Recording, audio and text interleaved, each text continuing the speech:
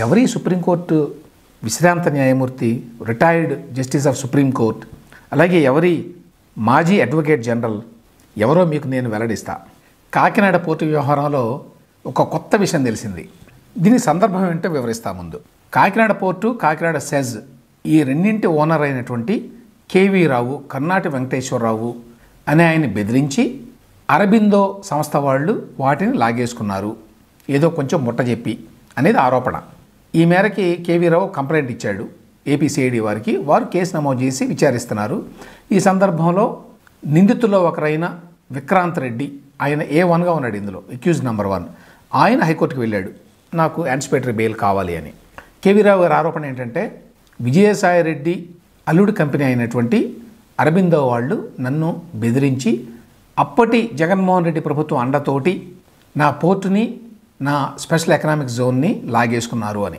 ఇందులో ప్రధాన పాత్ర వహించిన వ్యక్తి వై విక్రాంత్ రెడ్డి. ఎవరి వై విక్రాంత్ రెడ్డి? జగన్మోహన్ రెడ్డి గారి బాబాయ్ వైవి సుబ్బారెడ్డి గారి కొడుకు.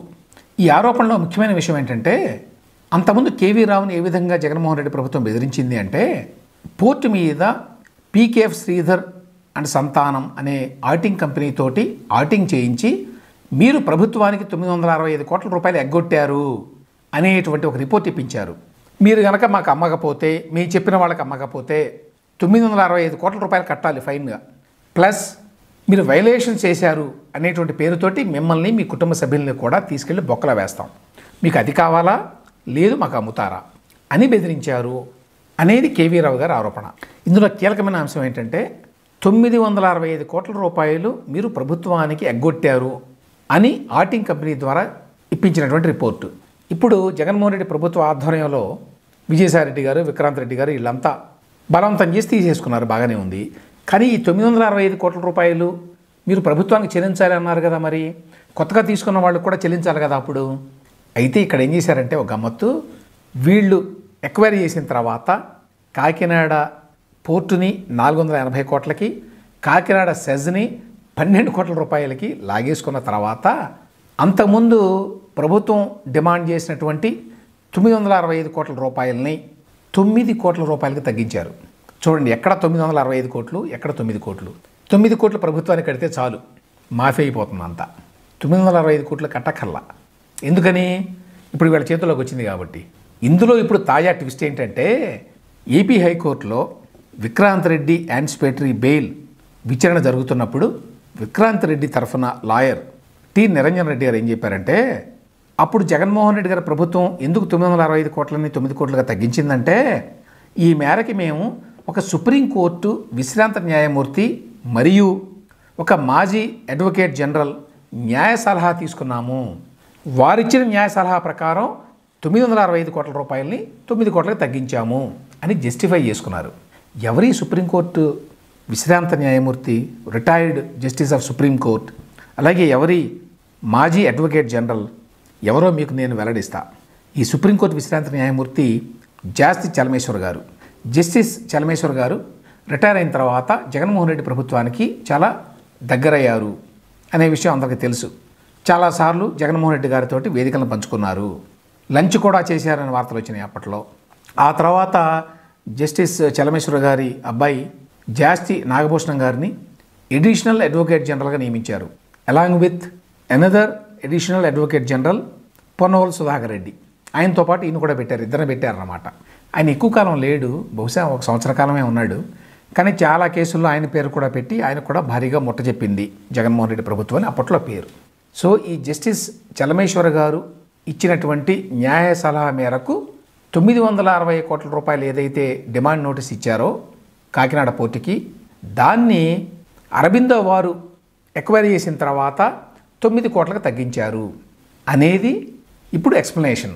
మొత్తం 2 ఒపీనియన్స్ తీసుకున్నామని చెప్పారు. ఒకటేమో జస్టిస్ చలమేశ్వర్ గారి ఒపీనియన్, ఎందుకంటే ఆయన సుప్రీంకోర్టు మాజీ న్యాయమూర్తి. రెండవదేమో మాజీ ఏజీ అని చెప్పారు కదా, ఎవరి మాజీ ఏజీ అడ్వకేట్ జనరల్, ఆయన పేరు సివి మోహన్ రెడ్డి గారు.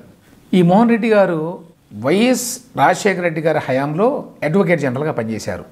ఆ తర్వాత జగన్మోహన్ రెడ్డి గారు అధికారంలోకి వచ్చిన తర్వాత ఏపీలో ఏపీ గవర్నమెంట్ తరఫున చాలా పెద్ద పెద్ద కేసుల్లో లాయర్గా ఉండేవారు. చాలా భారీ ఎత్తున ఆయనకి పారితోషికం కూడా ఇచ్చారు అప్పట్లో.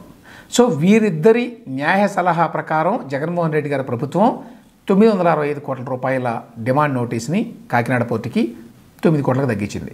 ఈ విధంగా న్యాయ సలహా తీసుకొని చేస్తూ ఉంటారు. గవర్నమెంట్ కావచ్చు, ప్రైవేట్ సంస్థలు కావచ్చు, ఈ విధంగా న్యాయ సలహా తీసుకొని ఆ మేరకు మేము యాక్ట్ చేసామని చెప్పుకోవచ్చు కోర్టులో తర్వాత ఏదైనా గొడవ వస్తే. అదే విధంగా చేసింది జగన్మోహన్ రెడ్డి ప్రభుత్వం. అయితే వాళ్ళు ఊరికే న్యాయ సలహా ఇవ్వరు, గుర్తుంచుకోండి. వాళ్ళ స్థాయిని బట్టి సుప్రీంకోర్టు మాజీ న్యాయమూర్తి న్యాయ సలహా అంటే 25 లక్షలు, 50 లక్షలు, కోటి రూపాయలు ఉంటుంది దాని విలువ, ఆయన ఇచ్చిన ఒపీనియన్. అలాగే మాజీ advocate general C V Mohan Reddy గారు ఇచ్చిన న్యాయ సలహా కూడా కొంత విలువ ఉంటుంది. ఎంతైనా కావచ్చు, 25 లక్షలు కావచ్చు, 50 లక్షలు కావచ్చు. సో వారికి అంత డబ్బు ముట్ట చెప్పి ప్రభుత్వం వారు ఏమని న్యాయ సలహా తీసుకున్నారు? మీరు చక్కగా 965 కోట్ల రూపాయల డిమాండ్ నోటీస్ని 9 కోట్లకు తగ్గించుకోవచ్చు, ఏమీ ఇబ్బంది లేదు అనేటువంటి లీగల్ ఒపీనియన్ తీసుకున్నారన్నమాట. చూడండి, గవర్నమెంట్కి ఇన్ని రకాలుగా బొక్కబడుతుందా. ఒకవైపునేమో తమ వాళ్ళకి ఆ పోర్ట్ని, సెజ్ని ఇప్పించడానికి ప్రభుత్వ అధికారాన్ని దుర్వినియోగం చేశారు. ఏంటి, ఆడిటింగ్ అని పెట్టి మీరు గవర్నమెంట్ కట్టాల్సింది కట్టలేదు, అందువల్ల ఫైన్ వేస్తున్నాం 965 కోట్లు కట్టండి అని.